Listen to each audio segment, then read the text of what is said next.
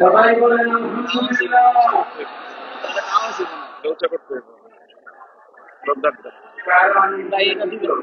এখন এটা আউটপুট করতে হবে, উপরে উঠাতে পারবে।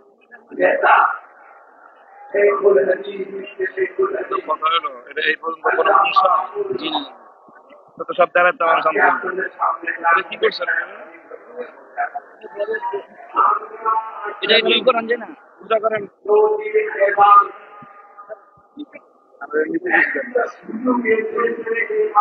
আমাদের জাতির জন্য একটা এদেশের মানুষের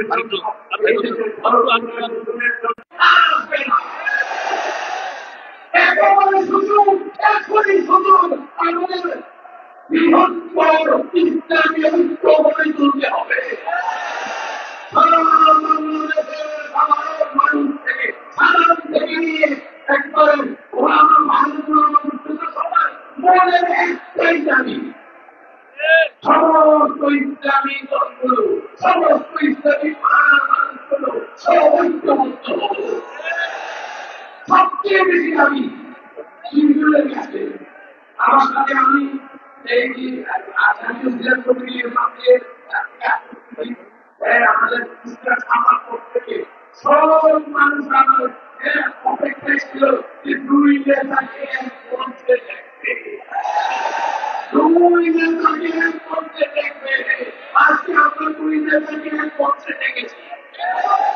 মানুষের দাবি দুর্গুলো গেছে, সবার কাছে মানুষের দাবি সেই দুর্গুলো গেছে। এই দুর্গম দুর্গ ঐক্য হয়ে যায়, সারা দেশ ঐক্য হয়ে যাবে। এরপরে চেয়ার থেকে বের হয়ে উন্নীত হয়েছে। আমার আগে উন্নীত হয় না, আসার পরে কর্তৃত্ব হয়ে যায়। আমি আশা করি, আমরা আশা করি এবার যদি আমরা বৃহত্তর ইসলামী ঐক্য গড়ে তুলতে পারি, অবশ্যই অবশ্যই আমাদের মন্ত্রী হতে পারবো। মন্ত্রী হবে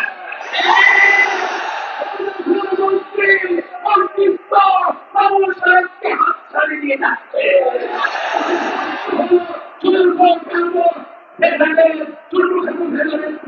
গিয়ে আপনার সময় ঐক্য হতে হবে। আর এবার আল্লাহ করুন, আল্লাহ করুন, যদি আমরা এবার ফেল করি, যদি আমরা ফেল করি, যদি সেই সরকার আরেকবার চেপে বসে তরুণদের সকালে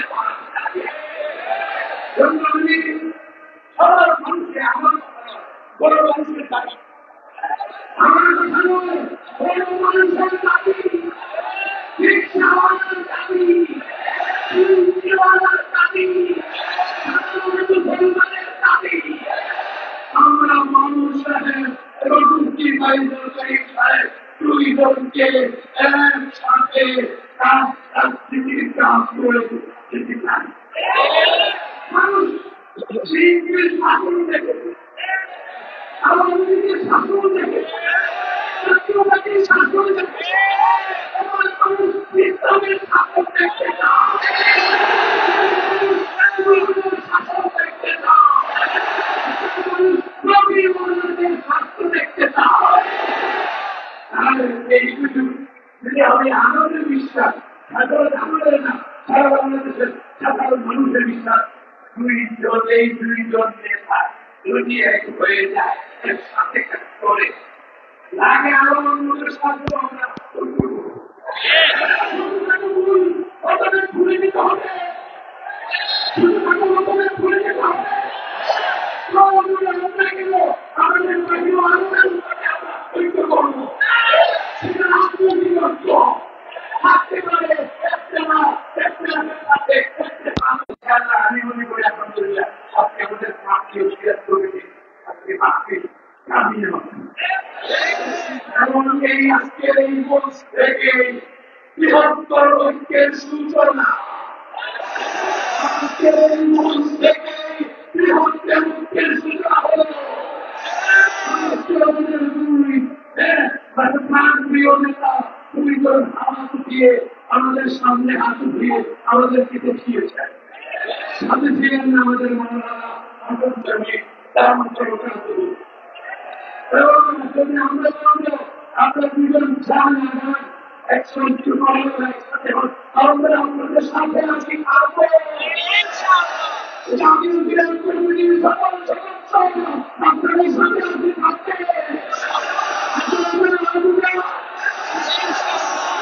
আল্লাহ আমাদের সকলকে তৌফিক দান করুন। আল্লাহ শুকরিয়া আদায় না করে থাকতে আজকে নাম হবে আল্লাহ গত বছর শুক্রবারে আমাদের মাসে ছিল অসুরে বৃষ্টি হয়েছে, শুক্রবারে বৃষ্টি হয় যায়। আজকে কালকেও বৃষ্টি ছিল, এমন বৃষ্টি করতেছে, এটা আমাদের সমস্যা কেমন বৃষ্টি না। আমি মনে করি আজকের একটা সুরক্ষণ ইনশাআল্লাহ এখন থেকে আমাদের বৃহত্তরকে সূচনা হয়ে গেছে। আল্লাহ আমাদের সকলকে তৌফিক দান করুন।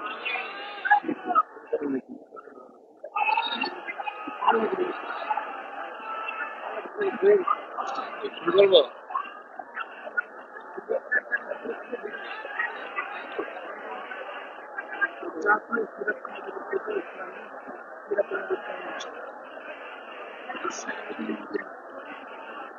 السلام عليكم ورحمة الله.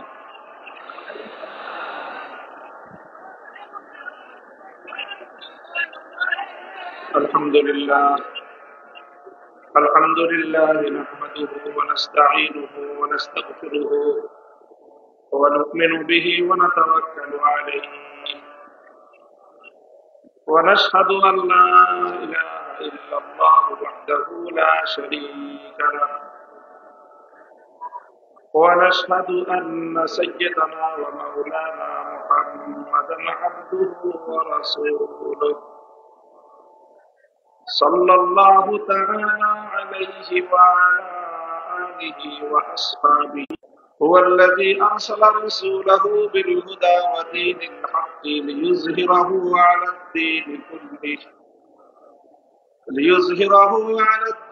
كله ولو كره المشركون. بارك الله لنا ولكم في القرآن العظيم ونفعنا وإياكم بالآيات والذكر الحكيم وعلى آل إبراهيم إنك حميد مجيد. জাতীয় সিরাত কমিটির উদ্যোগে আয়োজিত আজিমুস শান সিরাতুন নবী মহাসম্মেলনে উপস্থিত সম্মানিত সদরে ইজলাস মুহতারামুল মাকাম হযরত আল্লামা ইমাদউদ্দিন হাফিজাহুল্লাহ, অন্যান্য হযরত উলামায়ে কেরাম, ইফতিতাহ, এই নতুন সূচনা, এটাও যেন আল্লাহ পাক রাসূল আকরাম সাল্লাল্লাহু আলাইহি ওয়াসাল্লামের বরকতে আল্লাহ যেন বরকতময় করেন, আমিন, কবুল করেন, আমিন। কয়েকটা কাটা কাটা কথা আমি বলবো, কথাগুলোর মধ্যে তাসালসুল থাকবে না, অর্থাৎ ধারাবাহিকতা থাকবে না। এক একটা কথা শেষ হবে আরেকটা কথা। সাল্লাল্লাহু আলাইহি ওয়াসাল্লামের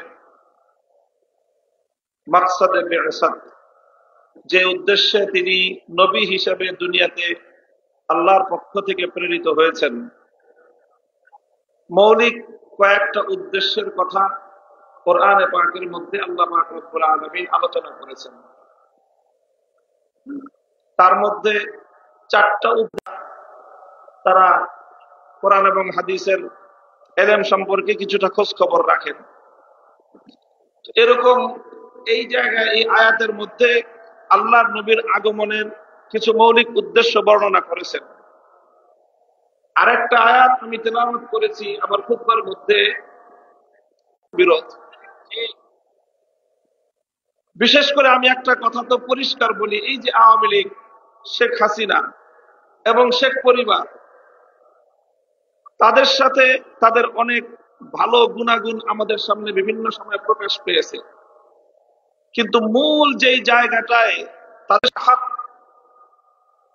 সত্য ধর্ম, সত্য দিন এবং হেদায়েত দিয়ে আল্লাহ পাক তার নবীকে পাঠিয়েছেন কেন?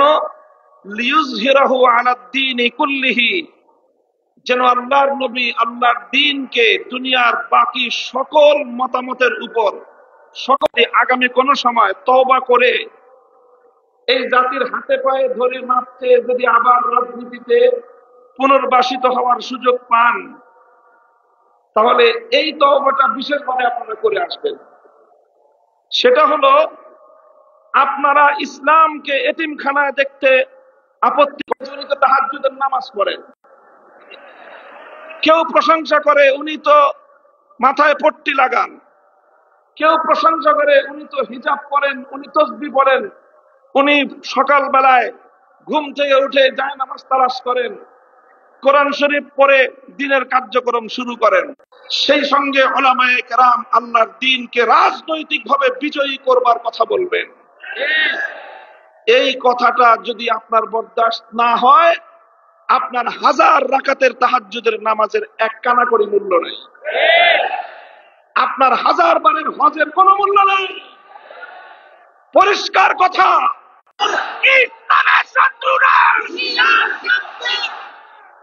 আমরা আমাদের মধ্যে কর্মবন্টন আছে, আলেম ওলামাদের মধ্যে।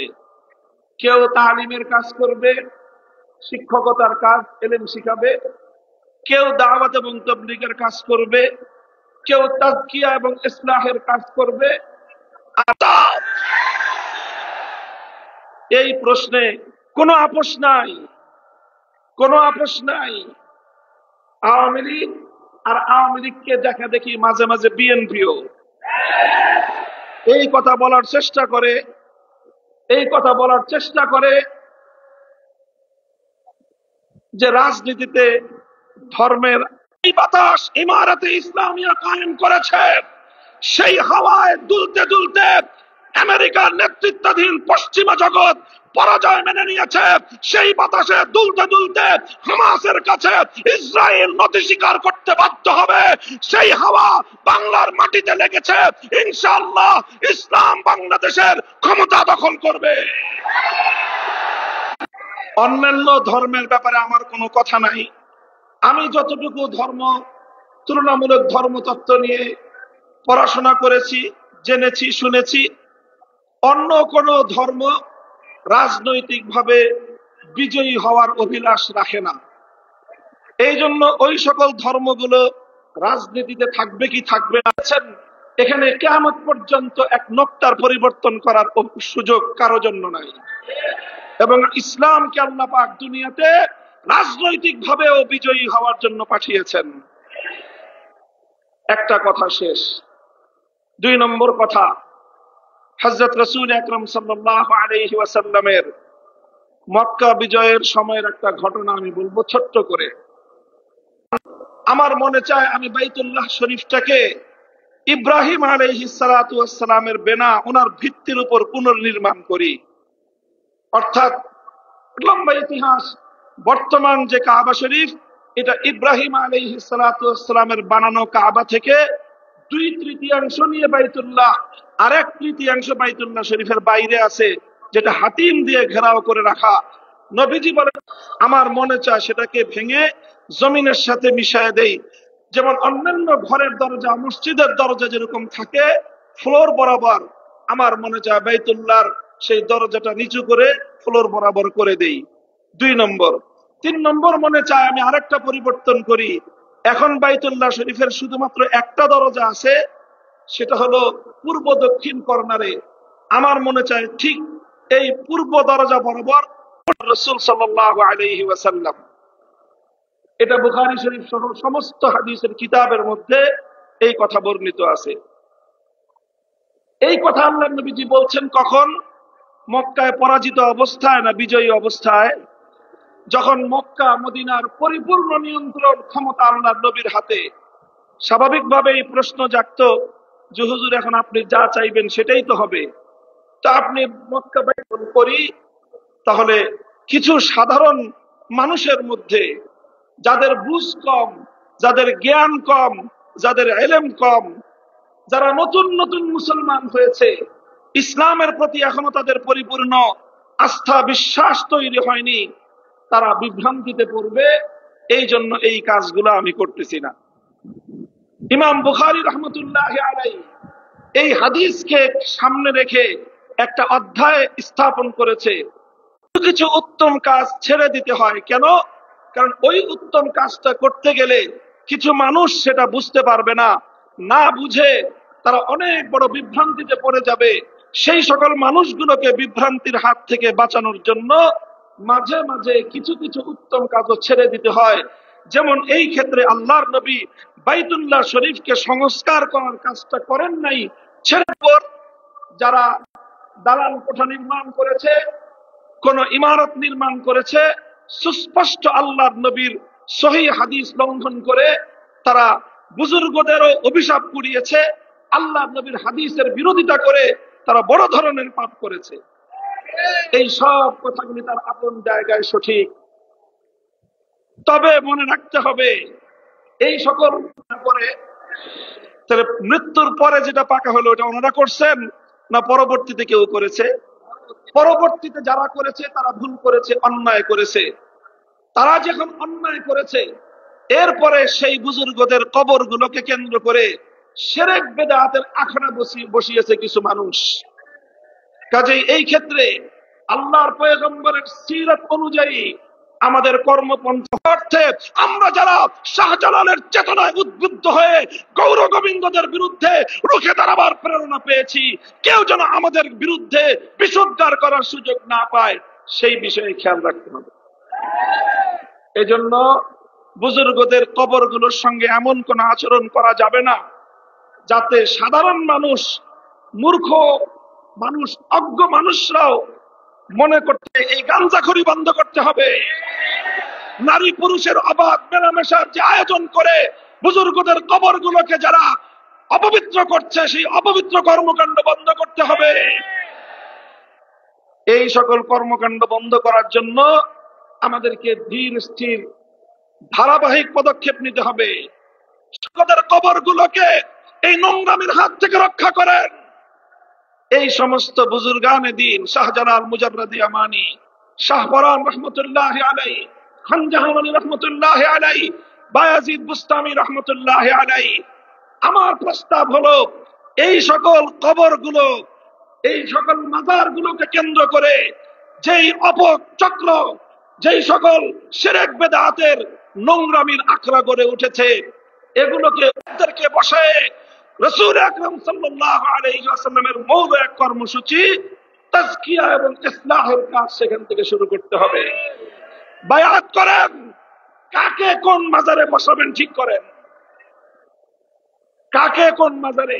শাহজালাল মুজাররদি আমানির মাজারে এমন এক বুজুর্গ দিবেন যিনি শুধু তসবিহ জপে না, শাহজালাল মুজাররদি আমানির মতো গৌর গোবিন্দের বিরুদ্ধে জিহাদেও যেতে পারে। আলাইহি ওয়াসাল্লামের যে কর্মপন্থা ছিল, ধারাবাহিক ভাবে ধীরে ধীরে তাদাররুজান মা'আত তাআন্নী, ধীরে ধীরে আমরা এক একটা বিষয়কে পদক্ষেপ গ্রহণ করে বাস্তবায়নের দিকে অগ্রসর হয়ে যাব।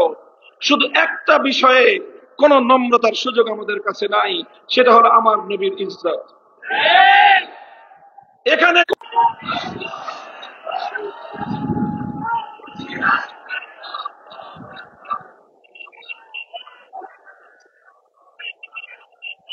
এটা গেল ৩ নম্বর কথা।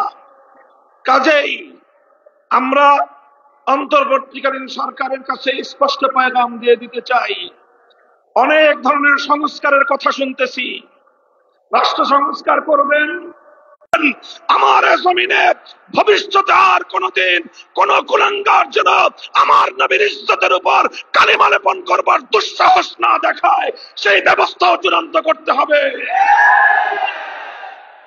আমরা 2013 সাল থেকে বলে আসতেছি, আল্লামা আহমদ শফি বলেছেন, আল্লামা জুনায়েদ বাবুনগরী বলেছেন, আল্লামা নূর হোসেন কাসেমি বলেছেন, আমাদের বর্তমান আমির হেফাজত আল্লামা মুহিবুল্লাহ বাবুনগরী,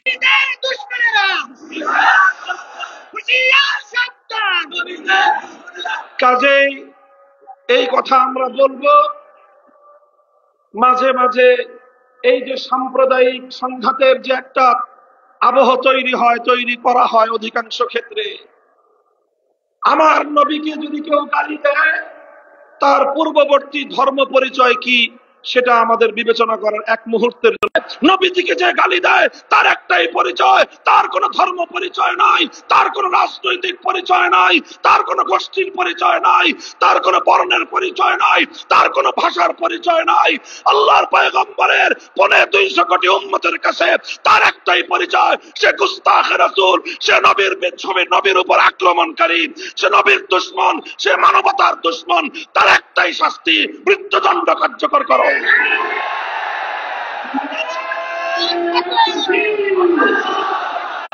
আপনি আজকে কথাটা বলতেছি আমি আমাদের উলামায়ে উম্মতকে, আমাদের হেফাজতে ইসলামকে, বাংলাদেশের ইসলামের যে মূল ধারা, এই মূল ধারাকে বিচলিত করার জন্য, বিভক্ত করার জন্য, ঘায়েল করার জন্য এই ফ্যাসিবাদী সরকার যেই ষড়যন্ত্রগুলো করেছে, প্রত্যেকটা ষড়যন্ত্রের স্বরূপ উন্মোচন করে বিচার করতে হবে। এই সরকার আল্লামা আহমদ শফীকে হত্যা করেছে। কেন করেছে? আল্লামা আহমদ শফী রহমতুল্লাহি আলাইহিকে সুকৌশলে হত্যা করে আল্লামা জুনায়েদ বাবু নগরী সহ তার অনুসারীদেরকে ঘায়েল করার জন্য ফাঁদ পেতেছে। কর্মকাণ্ডের সম্পৃক্ততা করার চেষ্টা করেছিল।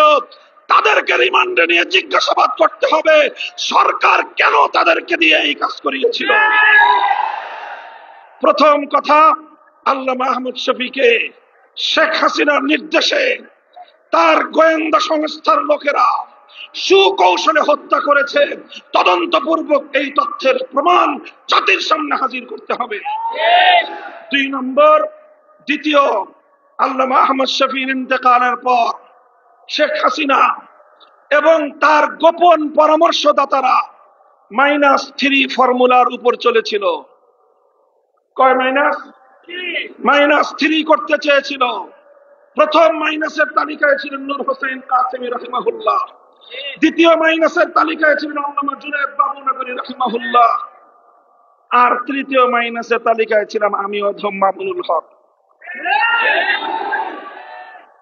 তারা আল্লামা নূর হোসেন কাসেমীকে ষড়যন্ত্রমূলক ভাবে হাসপাতালে গিয়ে গোয়েন্দা সংস্থার লোকেরা হাসপাতালকে ব্ল্যাকমেইল করে, কবজা করে, নিয়ন্ত্রণ করে, কোন প্রাণঘাতী ঔষধ প্রয়োগ করে নূর হোসেন কাসেমীকে তারা হত্যা করেছে। সেই হত্যাকাণ্ডের সঠিক তদন্ত এবং বিচার করতে হবে। এরপরে তারা আল্লামা জুনায়েদ বাবু নগরীর বিরুদ্ধেও একই কৌশল গ্রহণ করেছে এবং আল্লামা জুনায়েদ বাবু নগরীকেও তারা হত্যা করেছে। এই 3 হত্যাকাণ্ডের যথাযথ তদন্ত এবং তার জন্য দায়ীদেরকে জাতির সামনে চিহ্নিত করে, মুখোশ উন্মোচন করে বিচার করতে হবে। আর এরপরে আমাকে একটা করুণা করেছে যে ওর বয়স কম, বেঁচে থাকুক কিছুদিন, বেঁচে থাকুক যেন এদেশের মানুষের কাছেও মুখ দেখাতে না পারে। আমাকে জনগণ থেকে বিচ্ছিন্ন করার পায়ে তারা চালিয়েছিল। আমি পরিষ্কার ভাষায় বলি, 2021 সালের 3রা এপ্রিলের পর আমার বিরুদ্ধে যারা যারা কথা বলেছে, যেই রূপেই বলে থাকুক, যেই আকৃতিতেই বলে থাকুক, তারা সব উপরোক্ত 3 হত্যাকাণ্ড সহ আমার বিরুদ্ধে ষড়যন্ত্রের সঙ্গে জড়িত ছিল।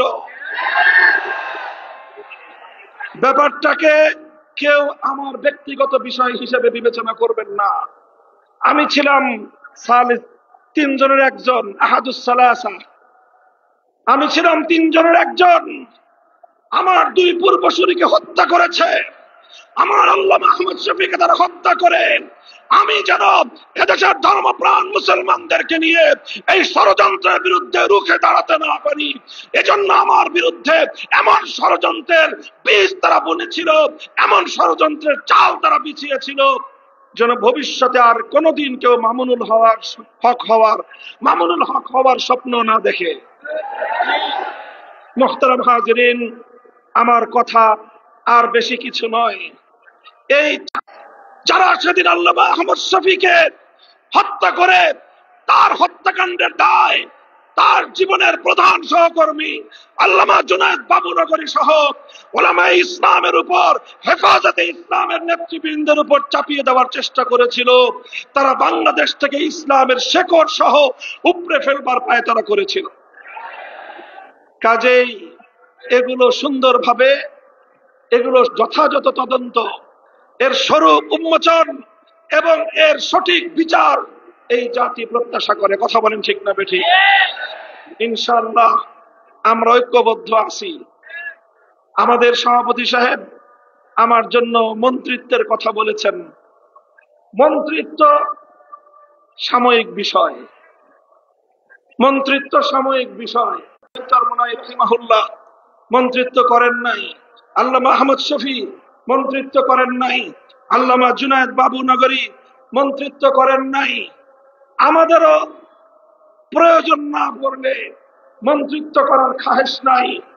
তবে একটা খাহেশ আছে, একটা চিন্তা আছে। বাংলাদেশে বোনাস হায়াতটা আমি পাইছি। আমার বেঁচে থাকাটা এখন বোনাস। যদিও বয়স আমার খুব বেশি না, 51 বছর মাত্র শেষ হয়েছে। সেই হিসাবে আমার বয়স স্বাভাবিক হায়াত অনুযায়ী বোনাস বলার কথা না। যেই ষড়যন্ত্রের জাল ভেদ করে আল্লাহ পাক আমাকে আমাদের পূর্ববর্তী আকাবেরে সালাসার পরে আল্লাহ আমাকে হায়াতে রেখেছেন, এটা আল্লাহ পাকের বিশেষ কুদরত। আমাকে চেষ্টা করেছিল তারা জনবিচ্ছিন্ন করার। আল্লাহ পাক রব্বুল আলামিন মানুষের অন্তরের মধ্যে আমার প্রতি মহব্বত এবং ভালোবাসা বৃদ্ধি করে দিয়েছেন। এটা আমার কোনো কারামত নয়, এটা আল্লামা আহমদ শফির কারামত, এটা আল্লামা জুনায়েদ বাবুনগরীর কারামত, এটা আল্লামা নূর হোসেন কাসেমের কারামত। তাদের এই হত্যাকাণ্ডের কথাটুকু জাতির সামনে তুলে ধরার জন্যই হয়তো আল্লাহ আমাকে বাঁচিয়ে রেখেছেন। পরিষ্কার বলতে চাই, পরিষ্কার বলতে চাই, জালিম ফ্যাসিবাদী স্বৈরাচারী হাসিনার আমলেও হকের মূল কথার ক্ষেত্রে আপোষ করার চিন্তা করি নাই। ভালো ভালো বুঝাইছিলাম, মরা বাপের মূর্তি বানায়েন না, ভালো হবে না। মানুষটা মারা গেছে এবং তাকে আমরা মুসলমানি মনে করি, কাজেই তার মূর্তি বানায় আল্লাহর সামনে তাকে লজ্জিত করেন না। ডিজিএফআই, এনএসআই সহ প্রত্যেকটা গোয়েন্দা সংস্থা যাদের কাজ ছিল রাষ্ট্রের নিরাপত্তা নিশ্চিত করা, সব কাজ বাদ দিয়ে তারা আমাদের আলেম সমাজকে জাতির সামনে হেয় প্রতিপন্ন করার জন্য তারা মাঠে নেমে নামলো। খালি কাদেরকে বরখাস্ত করতেছেন দেখতেছি আমরা। আমাদের ওই নাটকের সময় কারা কারা ছিল অনেকের চেহারা আমার মনে আছে। কারা কারা আদালতে আমাকে উঠানোর সময় আমার আইনজীবীকে পর্যন্ত হুমকি দিয়ে আদালতের কাঠগড়ে আসতে দেন নাই, চেহারাগুলো আমার মনে আছে। আদালতে থাকবে বিচারক আর আইনজীবীরা। আমাকে আদালতে উঠানোর সময় সশস্ত্র বাহিনীর সদস্য সেখানে উপস্থিত কেন ছিল প্রশ্নটা আজকে করলাম না, প্রয়োজন হলে ভবিষ্যতে করব। মনে রাখবেন, মনে রাখবেন, আলেম সমাজকে জাতির কাছ থেকে বিচ্ছিন্ন আপনারা করতে পারবেন না। কারণ উলামায়ে কেরাম আল্লাহর জন্য কাজ করেন, আল্লাহর দ্বীনের জন্য কাজ করেন, হকের ঝান্ডা সমুন্নত করার জন্য কাজ করেন। জীবনের পরোয়া করার সময় নাই। বলে দিয়েই আবারও বলছি, হিন্দু ধর্মাবলম্বীরা তারা তাদের মন্দিরে মূর্তি কয়টা বানাবে সেটা নিয়ে আমাদের মাথা ব্যথা নাই। হ্যাঁ, একটা আফসোস আছে যে তারা সঠিক ধর্ম পেল না, ইসলাম ধর্ম গ্রহণ না করে জাহান্নামের পথে তারা চলতেছে, মনে ব্যথা আছে। কিন্তু তাদের মূর্তি নিয়ে আমাদের মাথা ব্যথা নাই। কিন্তু মুসলমানদের কোন জাতীয় স্থাপনায় রাষ্ট্রীয় সম্পদ ব্যয় করে মূর্তি বানাবেন, আমরা মুখে আঙ্গুল দিয়ে চুষবো। ফ্যাসিস্ট হাসিনার আমলেও হয় নাই, ভবিষ্যতেও হবে না। বাংলাদেশে নতুন করে আর কোনদিন ভাস্কর্যের নামে মূর্তি সংস্কৃতি বাস্তবায়ন করতে দেব না। প্রস্তুত থাকবেন তো ইনশাআল্লাহ? হাম পাসবানে মিল্লাতে ইসলামিয়া, আমাদের কাজ হলো ইসলাম ধর্মের পাহারাদারি করা। হাফিজ হুজুর বলতেন যে তোমরা রাষ্ট্র চালাইতেছো, চালাও, ওটা নিয়ে কারাকারি করার খুব আগ্রহ আমাদের নাই। আমাদের জায়গাগুলোকে কাজ করার জন্য নির্বিঘ্ন পরিবেশ তোমরা রাখবা। আমাদের কোনো কাজের ব্যাপারে নাক গলাতে আসবে, সে নাক আমরা কেটে ফেলবো। আমার আগামী প্রজন্মের কোন সন্তানকে নাস্তিক্যবাদে দীক্ষিত করবার কোন পায়তারা বরদাস্ত আমরা করব না। এই বিষয়গুলোকে বাদ দিতে হবে। আগামী প্রজন্ম যেন ইসলামের নবী মুহাম্মদ আরবী সাল্লাল্লাহু আলাইহি ওয়াসাল্লামের সিরাত এবং তার জীবন সম্পর্কে যেন জানতে পারে। এই ধরনের শিক্ষা কারিকুলাম এবং শিক্ষা সিলেবাস জাতীয় শিক্ষা ব্যবস্থায় অন্তর্ভুক্ত করতে হবে।